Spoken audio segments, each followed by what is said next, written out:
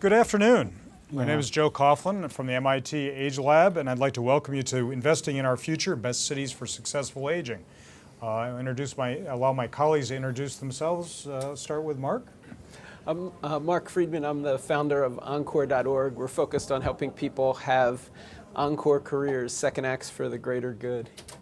Nancy. I'm Nancy Lamond, Executive Vice President at AARP for our state and national group, which means I oversee education and advocacy. I'm Henry Cisneros, the chairman of a company called CityView that builds workforce housing in cities.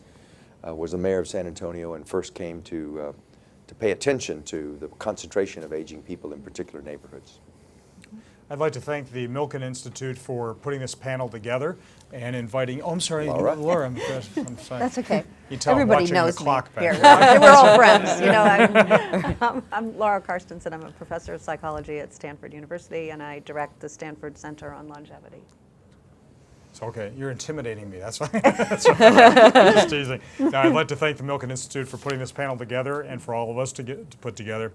But also, in case you do not know, Milken Institute has made its own contribution with a number of the contributors here of the Best Cities for Successful Aging, which is the framing event, if you will, and study for this particular group, where we want to talk about aging, which with any luck all of us get to experience because the alternative is not nearly as pretty, and its impact on cities, but indeed the impact of cities on healthy aging.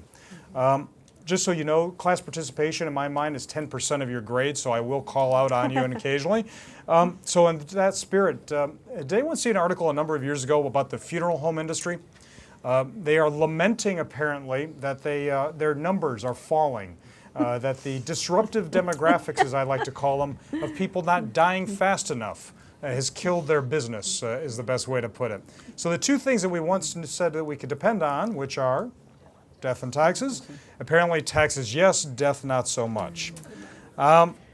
Today we're discussing those disruptive demographics and its impact on aging to ask ourselves a number of questions. What are the new demands of old age? Despite the fact that many of us in this room, particularly of a certain generation, which I'll pick on in a moment, believe that we are the only and the first people to get old, it has been done before, quite successfully.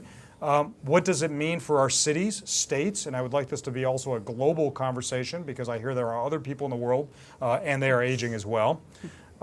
Where do we invest? You know, if you look at the name tags of the people that are at this meeting, at the end of the day, I do not want this discussion to be about those old people and it would be nice to do something for them. I want a business case. I want you to think about how do we redefine this so that it's something to invest in that's not just good for all of us, but good for our futures. And where do we guide our finances in our future? So just to give you a little level setting in terms of the demographics of an aging society for color. In Europe, we already know there are more wheelchairs and walkers than there are baby carriages, if you can imagine that. In Japan, I hear somebody stole my prepared line for today, this morning, but in the off chance you did not hear it, there are now more diapers being sold in Japan than there are, for adult diapers that is, than there are baby diapers. Class participation, China. Ooh. Does anyone want to guess? Does anyone want to guess what the population in the United States will be roughly in the year 2050? 410 million. 410, 400 million. The population in China for the over 60 set, 437 million. I want you to imagine the entire United States that looks like the state of Florida. We'll talk about older drivers on that a little later. And then lastly, U.S. population. Let's get this out of the way now. How many of you were born between 1946 and 64, the so-called baby boom generation, or if you speak Japanese, Dankai? Keep your hands up. Do you see the older people in the room? They wish you'd just shut up, and the younger people would wish you'd just go away. The fact is, I want you to think about this, and I really think this sets up the issue for our future infrastructure, our future services for cities and the like. Indeed, this is the largest and loudest generation, but what makes them different is not their education. It is not their wealth. It's not even necessarily their volume. It is Generation X, that is EX, their expectation to live longer, but to live better. And so how will our cities, how will our states, and indeed how will our nations respond to that? Today we have a great panel because I see two different sides of the city, if you will, that Paul and his team at Milken were able to put together in a marvelous way. You know, if you think about the city, it starts from basically the movement of manufacturing and the movement of goods to today the center of knowledge and transactions. Well, imagine this. We are finally at the point where we can now think of the city as a nexus of supporting quality of life.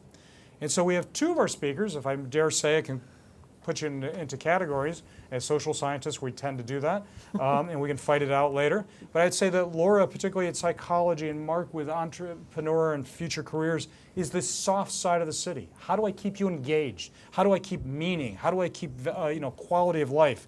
And indeed, to my right, Henry, and then left, Nancy here, the infrastructure, how I actually got into aging myself, the transportation, the housing, the very physical elements that enable, shall we say, the aging, the friction around aging to be a little smoother.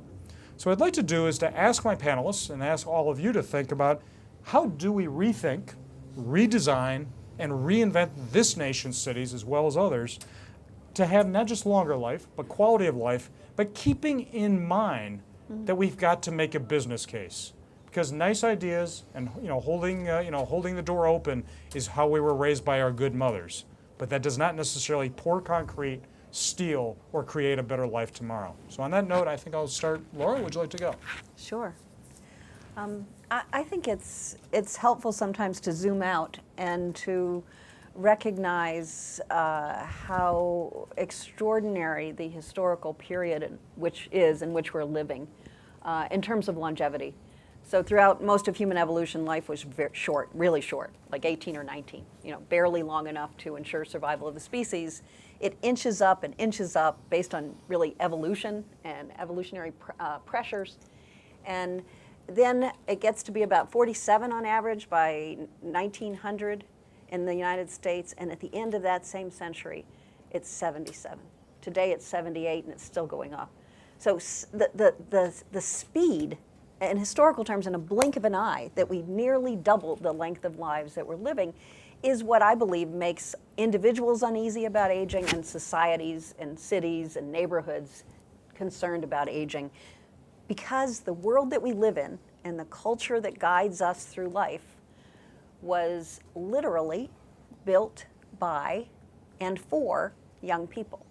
So when we look at cities today, and suburbs especially, and we think of the roles that are available in life, they're mostly about young people and youthfulness and speed and dexterity and ability and it's now we live in a world where there's this amazing mismatch between the culture that's guiding us through life. It includes the built environment, right? It includes science and technology and medicine, and the length of the lives that we're living. So it's that mismatch that we need to address, and that means that we need to call on employers and service providers and manufacturers, and the business opportunities will really need to come from all sectors. Great. Henry?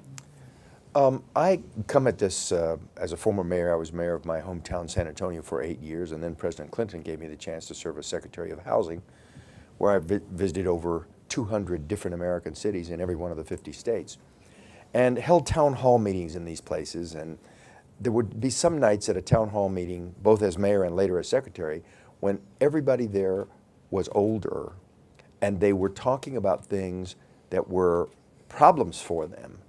And it just struck me that I had yet not seen the census demographics of those tracts or those areas, but that if we did that, we would think about the city in a different way. We would think about policing in a different way. We would think about transportation in a different way. So over the years, I've begun to pay more careful attention to it. AARP drew me into several conversations. And I've continued to think about how one would think about a city if you knew that failure to provide some infrastructural differences was going to hurt people, was going to cause people to suffer, because they were going to be isolated, because they were going to be assaulted, because they were going to be lonely, because they were going to be without access to health care, et cetera. As a former mayor, kind of genetically designed to build things, to me, it's a great opportunity. It's a great challenge for a city to think about how it prepares itself for a new era in a positive way. We can make life better for people if we've thought about this consciously, intentionally, thought about how we're going to change some of the dynamics of the city. Over the years, I've listened to what seniors are saying and listened to the things that worry them about staying in their own home and staying in their own neighborhood. The number one fear that I hear is fear of isolation when they're immobile, when they cannot get to the store, when they cannot get to the doctor's appointment, when they're going to be isolated because their children have moved on. So isolation, fear of crime, lack of money or fear of money running out, issues related to certain kind of physical frailties that might leave them unable to perform certain tasks and so forth over time. These are people who are going to live in their home or in their neighborhood. So working backward from that, it strikes me, it would be smart to think about what would a city do if it wanted to address those things. So we've made great progress recently in things like elevators for the disabled, which the elderly use, and curb cuts on streets. But there's a whole lot of other things that we could be doing along the lines of transportation systems, van systems, and using virtual technology to get people to their appointments and so forth. I think one of the great job opportunities of the future is going to be home health care aides with local governments coordinating those strategies to get people some of the supervisory help that they need for taking their medicines and various other things. Communication systems that allow people not to be isolated because they can communicate in new ways using the latest technology. There's just all kinds of, quote, infrastructure that we ought to be thinking about to make the city as livable as possible for all ages. And I think that, by the way, is an important concept, and I'll close with that. Paul Irving, who is here, made some assignments recently for Milken on how to think about transforming aging into as positive experience as possible. And one of the chapters that he assigned was cities for all ages. And that makes a lot of sense. And it's very interesting that a lot of the things you would do to make cities more livable for children, for example, or for the disabled, some of the new urbanists' kind of walkability principles and so forth are 100% applicable to the phenomenon of aging. Thank you. I don't think we didn't coordinate any talking points. There are no talking points, but that sounds like your song, Nancy. It does indeed, and thank you to the Milken Institute for having a panel like this as part of a broad discussion on economics. Dealing with the aging of the population is about our economy and not just a charitable act, and that's part of what we're trying to focus on. Those of you whose hands went up are AARP eligible, so I hope you'll join, and the rest of you can just look forward to a letter that'll be in the mail to you very soon.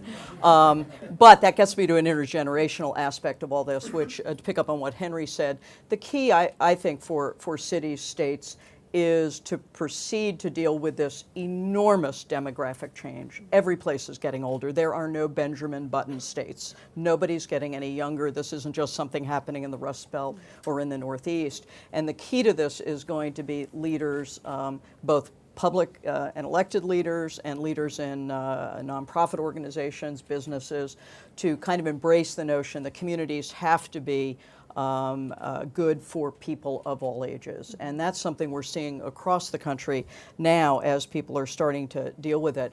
You know, we talk about the fact that we're going to be getting older, but the truth is we are. And the picture isn't actually painted yet. But think about it. There are signs already. Think about retail operations. You go into a store, you fly on a plane, which most people did to get here. It used to be that the service sector was in their 20s or 30s, and now you see all ages and typically older. So there are signs there. The medical profession, again, doctors are working longer, delivering services. Corporate boards in 2002, 2% of corporate boards had an age limit as high as 75 years old, and that's up to 22% now. It turns out you get to that age, you think, well, I'm vibrant, I can serve longer. So there are these signs, but the real picture hasn't yet been painted, and I think that's part of the job we want to do as we move forward. We did a survey last last fall with Governing Magazine of state and local elected officials, 16% said that they felt they were ready for the demographic shift. And we're hoping to push that to a much higher level as we move forward. There are signs, we could talk about it later, of cities that have kind of taken this on, but the critical factor is to bring all the community together on this. This isn't just the job of the elected official or even the aging groups, presumptuous though we might be in terms of being able to think we can solve the problem. We've got to have the business community, other civic organizations, foundation community to engage on this as well. And Mark, you're going to keep us working for a lifetime, or how's this going to work? Endlessly at the grindstone. I can't resist the chance to pick up on your quote earlier about the funeral directors. It reminds me of a headline I read in The Onion. Yeah. Death rate holds steady at 100%. So I think the funeral directors are going to recover. Growth I don't know business. how many of you saw the New York Times Magazine yesterday. There was an essay that said why Grandpa is cooler than you are. And it started out by describing the two main groups in the older population that we think about. One is the boomers, and they gave the example of people skydiving, and the second was their parents, the old as opposed to the young old, and they gave the illustration of people who eat prunes for breakfast. So I wanted to talk about the first group. I think they represent something entirely new on the landscape. We think of them in these oxymoronic terms, the young old, the working retired, but I think in fact they're the beginnings of an entirely new stage of life between midlife and the prune eating segment that was talked about in the article. And there's enormous productive potential in that segment of the population. In fact, there's a movement already of people who want to combine longer working lives with using their experience to have greater social impact. We call them encore careers at encore.org. 9 million people have already moved in that direction. 31 million more say it's a top priority, but they're struggling with the transition, getting from aspiration to action. And we believe that that by capitalizing on the potential of those encore career aspirants and lots of other older people, you could turn this kind of dependency notion of the aging society, this gray wave of greedy geezers soon to be bankrupting posterity, into something that's much more an abundance challenge. And we think that cities can be not only great beneficiaries of that, but models of what this all looks like. And I always have to say this at the Milken conference because this hotel that we're all sitting in was built by a guy by the name of Del Webb, who invented Sun City, which is arguably the first city entirely of older people. And it was, people went to Sun City because at a time when older people were relegated to the sidelines and disregarded in the youth society that Laura was talking about, it was a place because everybody was old, nobody was. So you can kind of run away from the idea. But it does make me think, what if we created multi-generational cities that were these shining beacons on the hill about what kind of contribution older people could play? And I think already many fitfully are starting to show what that might look like. Mm-hmm. Right. So there are no rules of engagement other than to engage here. So I may have some questions to keep things going, but I would like everyone to kind of jump in. I not plan, but respond to your remarks, Mark, on just always question the assumptions whenever you think about policy or strategy, that somehow we've got age bifurcated or divided cities. Are they really, or are they divided based upon life stage? So in other words, we have folks that have been left behind because they raised their kids and they just happen to be there and the kids have moved on. I mean, is it something that's structurally being done by policy, or is it something that's being done by default? And so, well, you talked about the business case. I mean, one of the really remarkable phenomenon of the last 50 years is creating these cities that were age exclusive. And they paved the way for the whole gated community movement and had all kinds, I think, deleterious effects, although if you understand the context they were born in, it's understandable that you'd have to create entirely separate worlds. But I hope we're moving in the direction you were describing. Joe, I'd say some of it has policy dimensions in that people do not have the resources after the children have left and they stay in these older neighborhoods, particularly poor people, to be able to move. So they have, women get older because the husband has passed and they're in the house by themselves. They really don't have options in terms of being able to buy a smaller, more age-appropriate house there. So you have these so-called, what urban planners call NORCs, naturally occurring retirement communities, where 50% of the population of a neighborhood is older, and they're very vulnerable in those places. So some of it has a policy application, policy dimensions. I just want to say, I want to take one slight issue. I've thought about this after we were underway, with your bifurcation of 2 of us into the soft category and 2 of us into the infrastructure and hard category, because I think that the definition of the kind of infrastructure that cities will have to build is hard and soft. Yeah. It's hard in the sense that it's things like curb cuts and new housing and such, but it's home health care workers, as I said before. It is, there's a lot of human dimensions to this. Fitness programs, recreation programs, virtual communities that haven't been in the lexicon of city governments that ought to be. They're going to have to learn how to do this. We're going to have to be an integrated approach rather than just pouring A concrete completely along. integrated approach of hard and soft. Laura, You know, well, I was thinking that, Henry, when you started talking, that everything all the infrastructure hard aspects of communities that you were talking about are about social facilitation Correct. in some way. It's having people, enabling people to get what they want, and to receive what they want. So I think it really would be hard to sort of pull those 2 things apart cleanly. Can I say a word about age segregation, though? Because I think we live in an incredibly age-segregated society, and I'll take it back again to thinking that worked for lives half as long. When you were going to live to an average of 50 years, you needed to get your education early, get a job, find a mate, reproduce, raise those kids, get them out of the house, and retire about 3 years before you die. I mean, there wasn't a lot of time to do other things. And I think the result of that is that we have schools where we put children. We won't even put 7 and 9-year-olds in the same classroom. Do you know? I mean, it's just the 7-year-olds. So we've made it just the kids. In the universities, the college campuses are the 20-somethings. The workplaces, those are the middle-aged people. And the golf courses, well, those are the people who could retire. So we've got leisure at the very end, lots of work in the middle, and education early. And these added years mean that we could redesign life, completely redesign it. So we could have a little bit of leisure throughout our lives. I like the golf courses. I feel young out there. You get to go That's to the right. golf course. We can do that. We've got a lot of opportunity and flexibility. Back to neighborhoods and communities, that's the unit of analysis that matters most for people. If you can't get out of your house, you're going to be isolated. If you can't find a way to communicate virtually or electronically, you're going to not see people who live far away.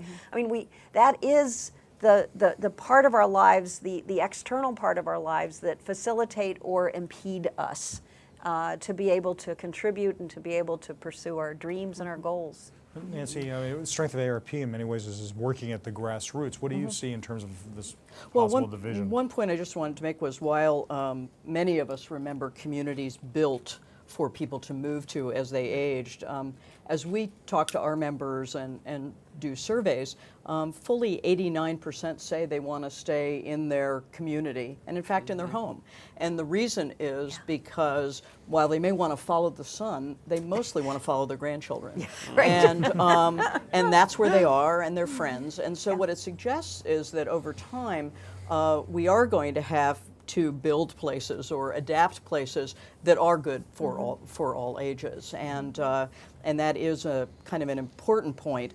The other thing is we hear a lot about intergenerational warfare as we start to talk about this, and we haven't seen or felt it as we've talked to our members. And if you think about it, I'm not going to ask for a show of hands, though I'm tempted to. Fully 50% of people who are boomers are providing what they consider significant financial support to their children, grandchildren, or their parents. So think about how different that is when you have that interrelatedness in the families and living arrangements. Henry was just talking about multi-family kinds of housing. That's a little different than grandma moving just into the bedroom.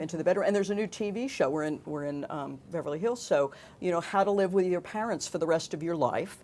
A terrifying notion on all sides. And that should not be the then- model. That show. That Right. No, it's not the model. But Just as Lori but gave on me the hope other that the hand- kids move out eventually. you know, it's- right. Or the parents coming to live with the child. We're going to see all kinds of different arrangements. Joe, we were talking, you mentioned earlier that you wanted to focus some on market opportunities. And it seems to me that one of the really big market opportunities for the future is the retrofitting of existing structures Yeah. Right. to make them more age appropriate, because people are not going to have the money to pick up and move to a different place. For a fraction of the amount that would be involved in that, they can do things like zero-step entrances or ramps if necessary eventually, lowered bathroom fixtures, lowered kitchen cabinets. I expect there's going to be a need for appliances that are more user-friendly with bigger dials and signage, signals. All kinds of communications things to be able to call everything from security to family members, lighting. There's just all kinds of things. We, about 40 years ago in this country, decided that for energy efficiency reasons, we were going to weatherize homes. Well, it's now time to achieve the same successes we did in weatherization Age-proof. in terms perhaps, of yeah. creating the lifespan Yeah. home.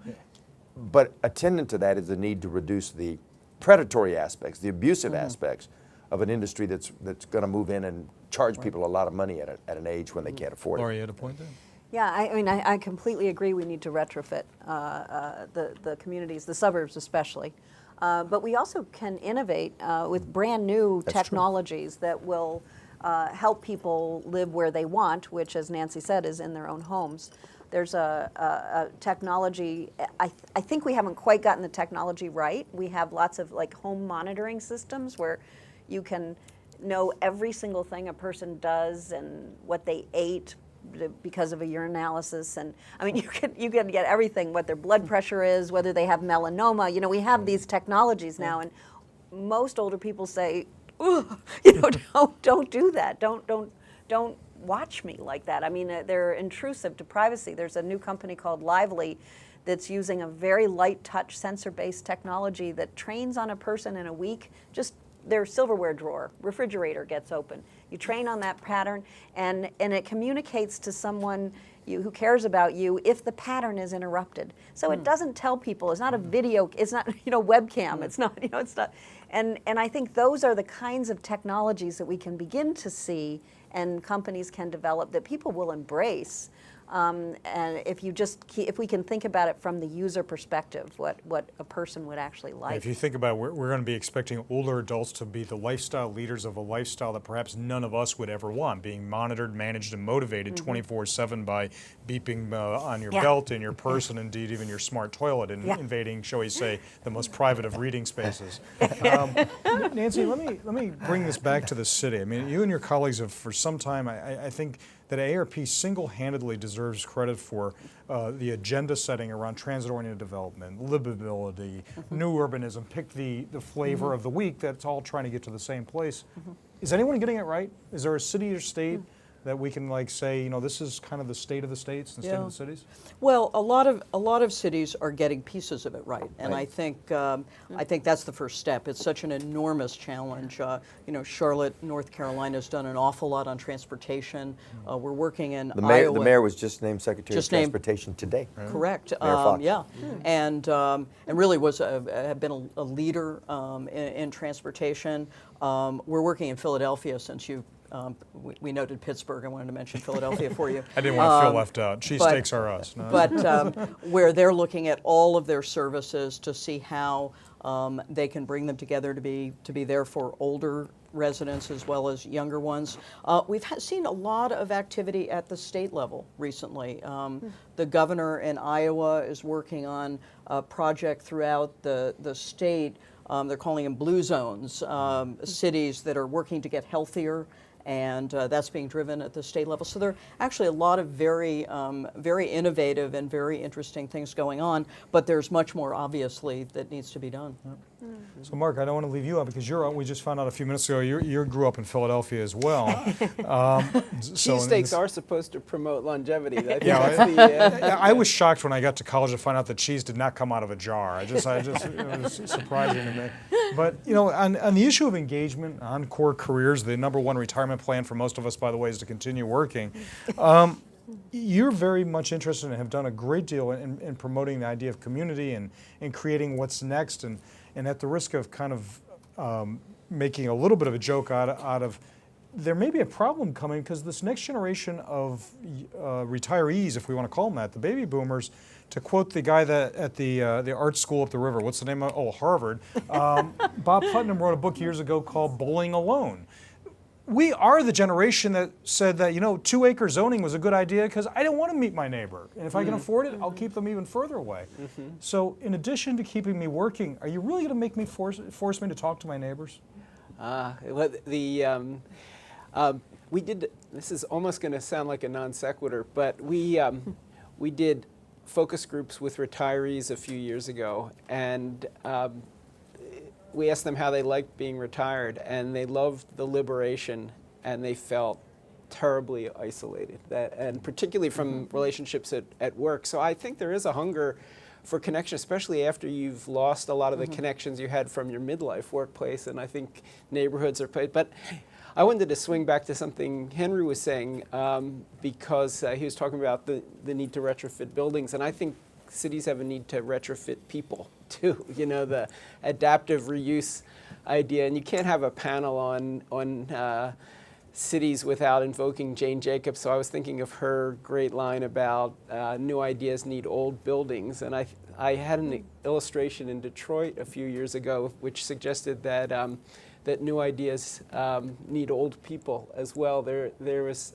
Wayne State has invested in an incubator for entrepreneurs called Tech Town, which was led by a 70-year-old when I arrived. The university was being led by a 75-year-old who said he had failed retirement twice.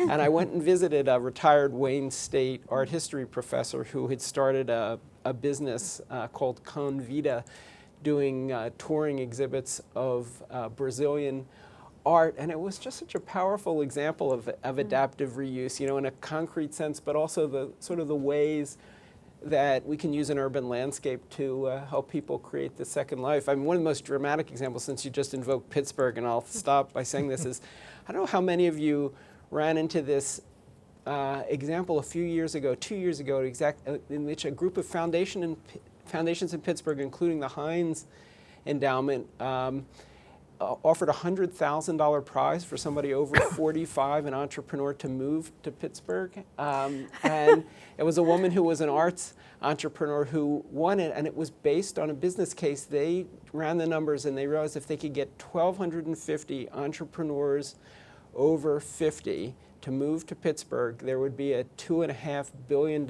increase in the city's economy. So, whether it's Tech Town or something like this prize, I'd love to see cities begin competing for the human talent in this population. So maybe creating new innovation zones, which we're seeing anyway in tech, but also to try to liven up with the arts community, older adult community, and the like. I don't want to leave the sense of purpose that work gives us, and indeed network. In fact, I'm looking at the men in the audience. The bad news for you is that you probably won't live as long as the women. But the other thing is that we kind of run out of story after we retire, because when people ask you your name, the next question is, what do you do? And typically, in retirement, you turn to your wife and go, so what do we do? And so the idea of continuing work is to have part of that continuing narrative. But Laura, I want to. Hopefully there's something more than work or something that cities can do to maintain that social connection. I mean, the stat that always rings in my head is that we study aging, we have all kinds of great looking charts on how gray the population is, but consider this, 43% of women over age 65 in the United States live by themselves. Now that may be a comment about American men, I don't know. But then I look at Scandinavian numbers and it's as high as 50%. And it's about comparable numbers in Asia. So is there something a city can do, something we can do on the infrastructure, whether it's the soft or the hard? Because in your really fine book, The Long Bright Future, you talk about the importance of social connection. What can we do to improve that, particularly for the women who are going to be dumping him out the door probably at an earlier age than we thought? Right. The social story about aging is actually a pretty good one, a pretty positive one. Older people enjoy their social relationships more than younger people do. They feel closer to the people in them. It looks like what people do over the adulthood is they kind of prune the social network and get rid of some of the riffraff and you just do not have in there. And sometimes retirement actually lets you get away from some of the people you just do not see. And so networks that older people have tend to have a higher density of people who really matter to them in those networks. That's the good news. I think the way we approach it often, though, that is allowing or facilitating social contact with older adults, is we say, gee, I think you'd probably really like to come to this library or some community facility and play bingo with a bunch of people you've never met before. And as unappealing as that sounds to people of any age, it's particularly unappealing when what you're really focused on are the people in life who matter the very most to you. So we need to find ways through infrastructure to allow people to stay in contact and be in contact with people they really care for. I always thought instead of building senior centers in every American city, we should have allowed free telephone access or something so that people could contact the people they want. One area that I think has a lot of promise is things that involve fitness and athletics and exercise for all ages. Yeah. But cities that think through a way to engage older people in the healthy and beneficial effects of exercise, they take a certain amount of time out of the course of the day. It's things you have to prepare for. I've seen on the West Coast groups of Asian elderly in the parks doing Tai Chi. There's a wellness center in San Antonio, a fitness center, very well appointed, that happened to be named for my mom. And so I visited periodically because even though it's just named for her, she thinks she owns the place and wants to. In any event, I've gone there and they tell me about the men who show up at 6:30 when it opens and stay there until 11 o'clock. That's half their day that they use lifting weights, talking, socializing. We created in San Antonio something we called Sports for Life. It started with an athletic competition annually that has 34 different events. And then we decided, well, it's a mistake to just have a competition. You have to prepare people for the competition. So now we have venues all over the city and leagues all over the city of people 58 years of age and over. And they compete in 5-year increments, 50 to 55, 55 to 60, 60 to 65. And it's amazing how many people have altered their diet, how many people have used up their time. And if you believe the medical analyses, are doing themselves a lot of good on things like dementia, Alzheimer's, and other things that are impacted by exercising. Yep. You might be surprised to know that there is a whole new category in senior centers of injury called wee wrist and wee elbow. Apparently the 60, 70, 80 plus leagues of trying to get the handlers to do the right thing has created a whole other category. Henry, you wrote a great editorial piece in the Miami Herald speaking about housing and transportation and aging in place. Tell me more about your thoughts on the very structures that we need, particularly around mobility and housing to keep us that piece, well. I just served as co-chair of a national commission on the shape of the future housing system, housing finance. And it had sort of 3 tentpole recommendations. One was we have to change the system of Fannie Mae and Freddie Mac. The second was we have to focus more on rental than home ownership because so many of our incentives are heavily loaded toward home ownership, and we're spending 3 times as much money on incentivizing home ownership when the bulk of the population coming population needs rentals. And the third was we're not being attentive to the demographic realities of aging and immigrants. So the issue of aging, for the first time in any national report that I'm aware of, rose to preparing the housing stock for aging, rose to that level of changing the whole system of housing finance. You know. So I'm going to bring up a topic as a prerogative, I guess, of the chair of how I actually got to aging is around transportation. And we spoke about, all of us have touched on that. And classically in the cities, you know, and I'm going to tease you a little bit and you can tell me whether I'm wrong or not, but you know, mayors get calls for many things, but boy, potholes and transit service not working is one of the first things to ring the bell. And if we, in the United States, if you don't get out, or frankly anywhere, if you don't get out and get to where it is you want to do something, you're disenfranchised from life. Absolutely. And it seems that the aging population in particular is really at a deficit here because of, you know, the frailty in some cases. And because we don't have the mass transit system. Yes. Mass transit. But you know, even in those cities where there's mass transit, there's not necessarily the sense that older adults are going to use them because, you know, frankly, you don't wake up one day after driving your car for, say, 50, 60 years and say at 85, you know, I don't feel well enough to drive. I think I'm going to take the bus today. But you know, when Paul Irving and the group did this report on best cities for successful aging, I was surprised. New York City ranked in the top 10. Oh, Very yeah. surprised. I wouldn't think of it as a place that makes any sense to grow old, but the principal score that got them up was access to transportation. Yeah, and it's at 40% of the entire transit market is in Manhattan. Nancy, you've had a lot of experience in transportation in particular. Well, yeah, we've been very active on it. And what we're beginning to see is localities are starting to look for different kinds of solutions. So, for example, there are a number of jurisdictions now looking at what could they do with school buses that typically are idle from 10 in the morning until 2 in the afternoon. Can you use that? There, as you know, across the country, volunteer driving programs have grown up. There's a little bit of a tragic flaw with some of it, which is the average age of a volunteer driver is around 80. So it is a model that is probably not sustainable and a little terrifying, but it is to look at other kinds of ways to do that. And we're going to have to find ways through it. In addition to the business community looking at are there ways that transportation services can come together and offer these kinds of things for families? There's a community within New York City. I don't know if it showed if it helped push the Milken Index up, but I was told that just as there used to be, well, there are babysitting co-ops. There are now co-ops in parts of the city where, you know, you're willing to help out tutoring somebody's child in addition, you know, in exchange for your being able to help people get around and do things. So a lot of interesting approaches. And of course, we've worked on mass transit issues in a lot of different jurisdictions.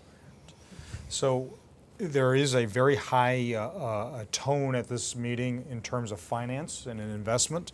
And so I'm going to call this kind of the money round, which is show me the money.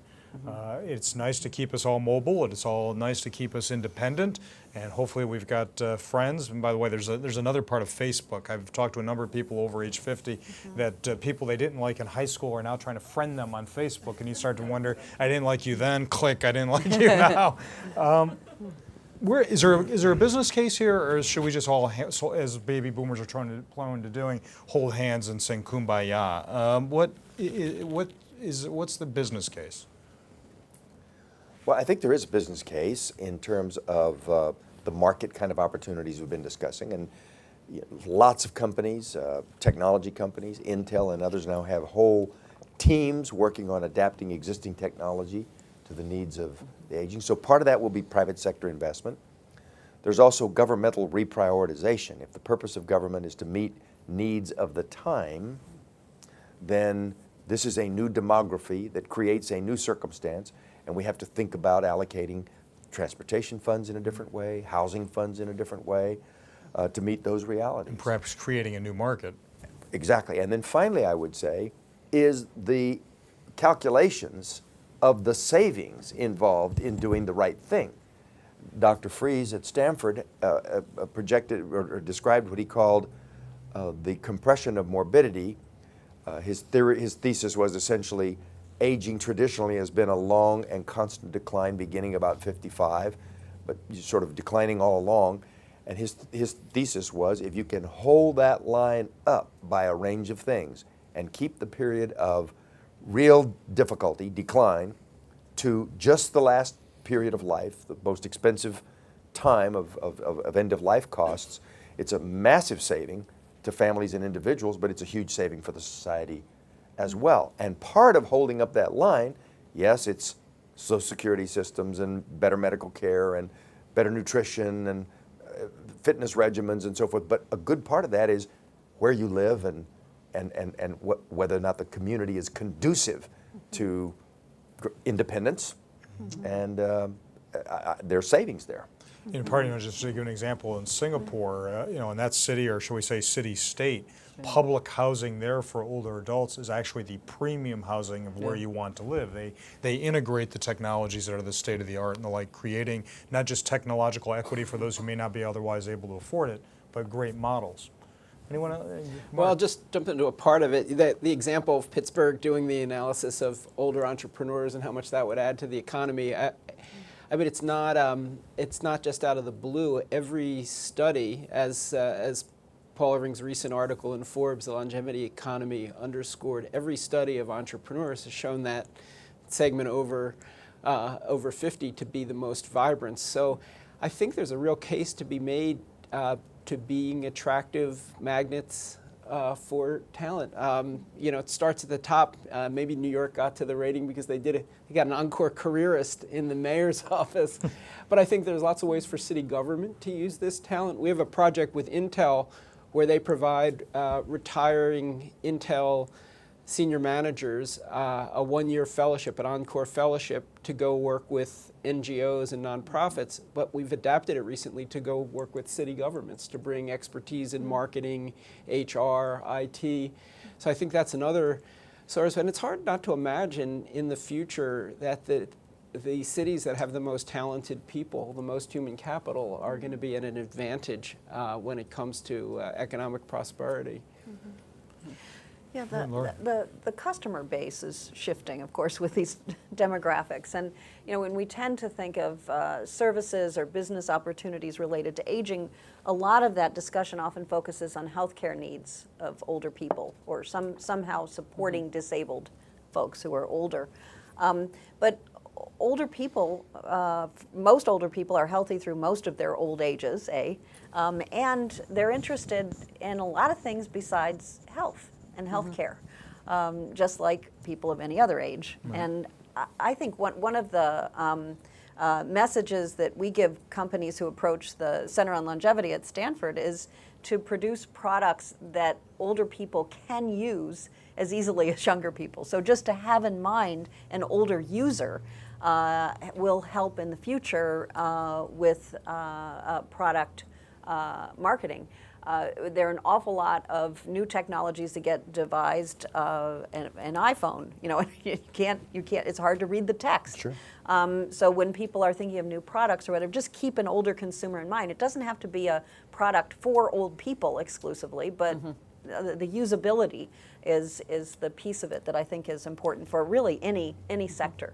We bought my mom a new oven for her house, stove, and I went over to see her, and she had put masking tape with larger markings because the markings were too small for her on the existing appliance as it was. Yeah. She had put masking tape and put the same wording but larger so she could see it. Yeah.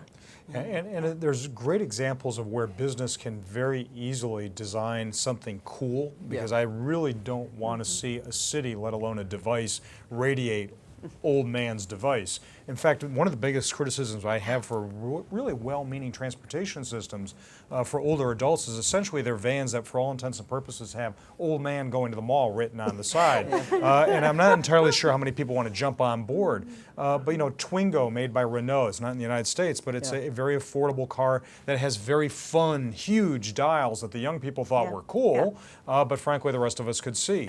Swatch is not just a kind of a fun colored watch, but something Joe can see without his reading glasses on.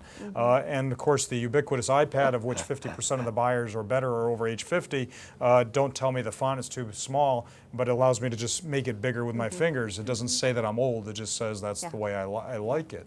So I do think there are things we can do, but we have to be careful not to make old man destinations, old man devices, and the like. I'm still looking for comfortable shoes that don't look too old. Oh, you Yeah, and yeah, me yeah. both.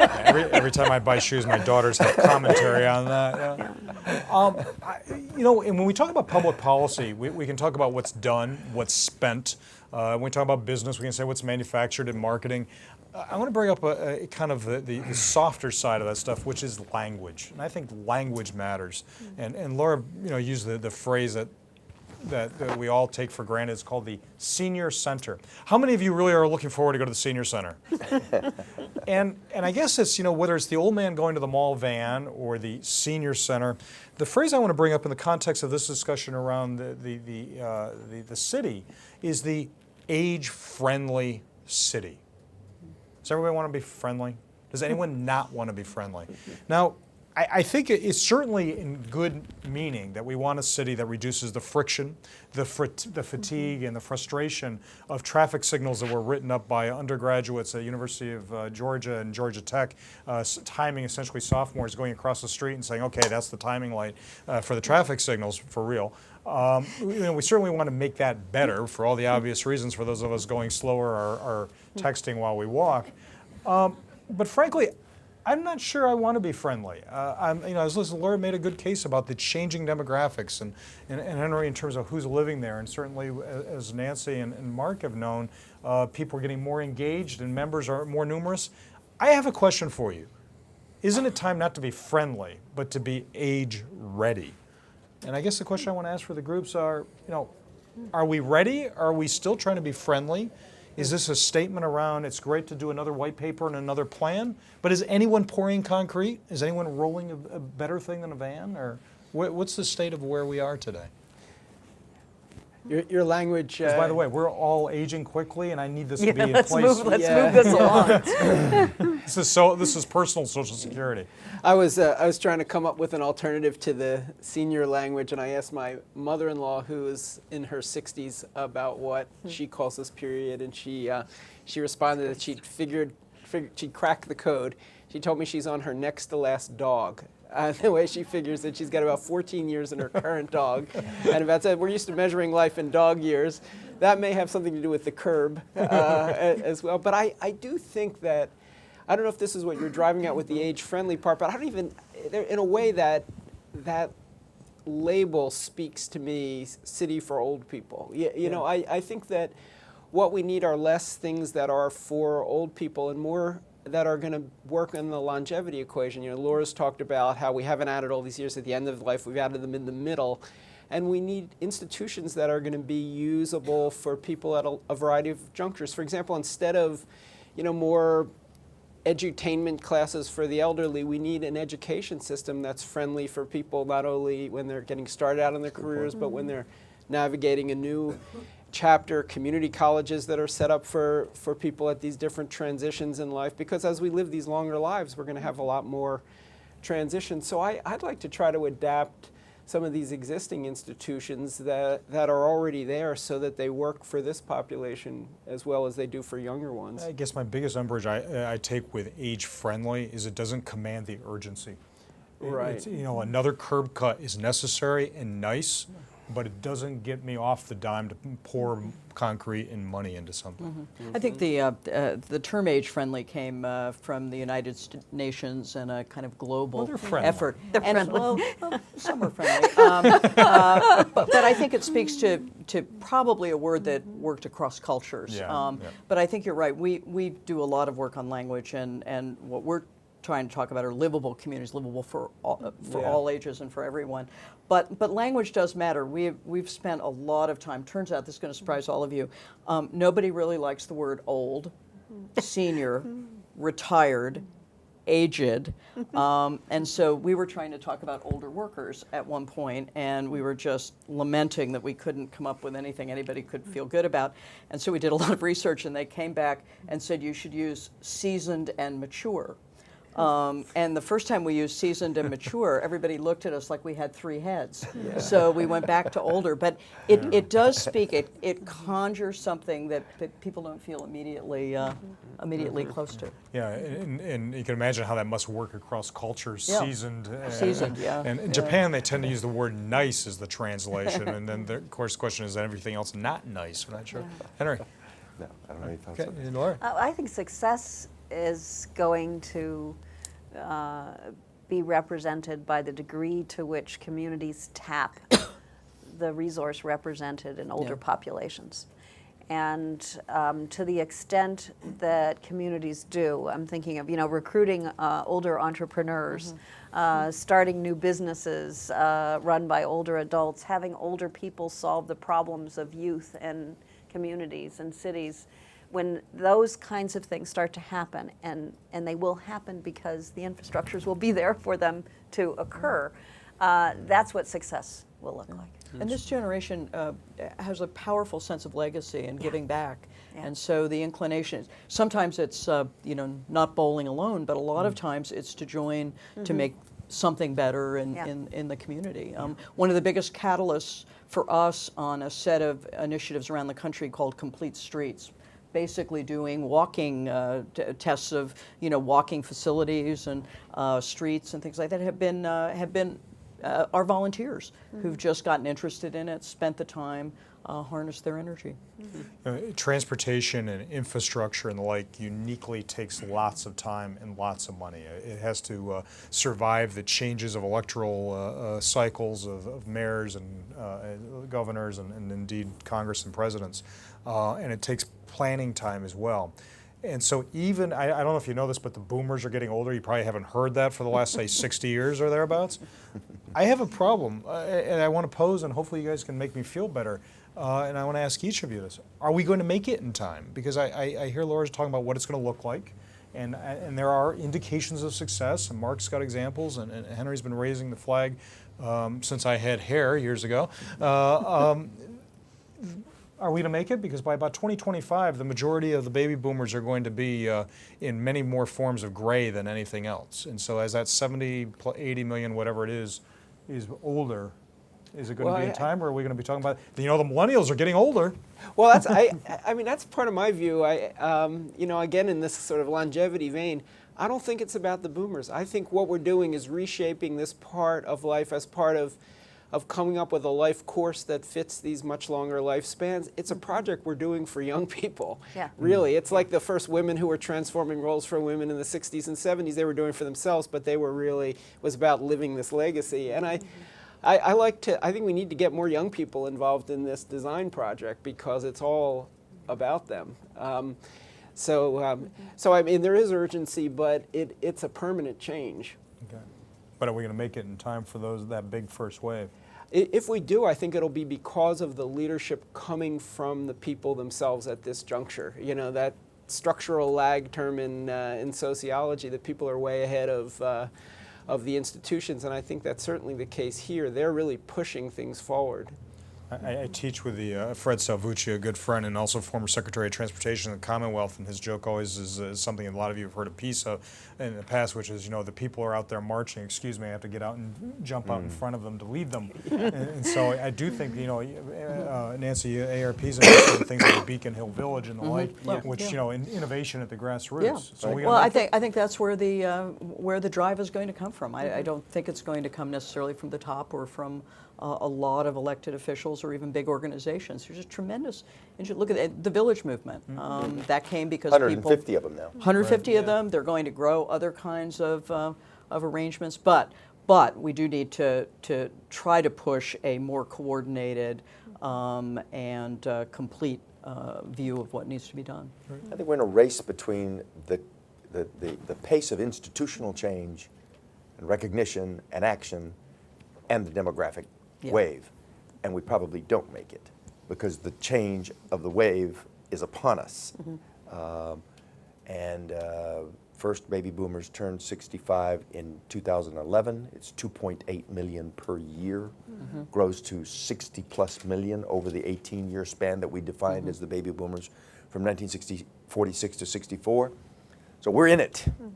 And my guess is that societies change slowly, recognitions come slowly, and there'll have to be some much more visible signs of